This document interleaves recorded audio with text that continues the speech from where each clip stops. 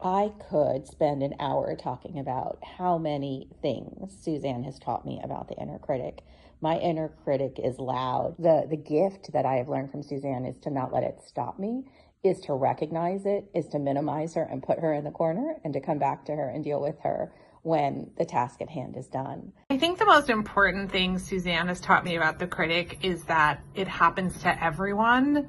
So when I hear that voice that's telling me what I'm writing is terrible, I'm not good enough, I just kind of remember that that's normal, and that everyone, even the greatest artists and writers out there, have heard that voice too. Oh, goodness.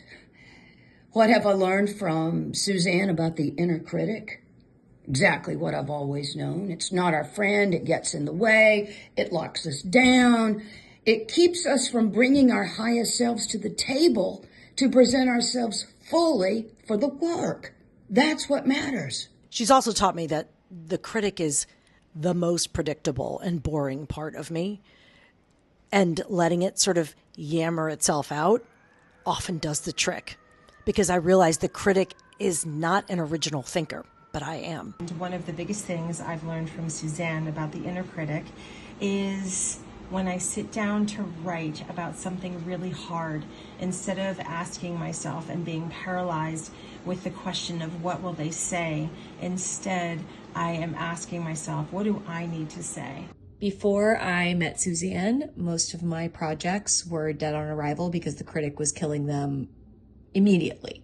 I now have gone from the critic ruining my life to welcoming its tirades, because its tirades are usually a sign that I am about to do something wild and original and groundbreaking. Suzanne has taught me so much about how to soothe the inner critic. She's helped me understand that procrastination is really just gestation for really big work that wants to come into the world. And for the spirit of the word to fly through you, the best thing you can do is be in a container that is held by somebody who is going to mirror back to you where your power, strength, and creative genius lies. Before I met Suzanne, I had no idea that my inner critic was getting in the way of doing everything that I wanted to do with my writing. I'm so grateful that now I know. The common wisdom about writing is that you're supposed to write for one person. But nobody clarifies that that person should be somebody who loves what you're writing, not somebody who's judging it. And that's exactly what the inner critic is. It's that voice that says, oh my God, this sucks. And what Suzanne teaches us to do is override that voice, tell it to shut the fuck up. And that is really, really essential for writing your best stuff.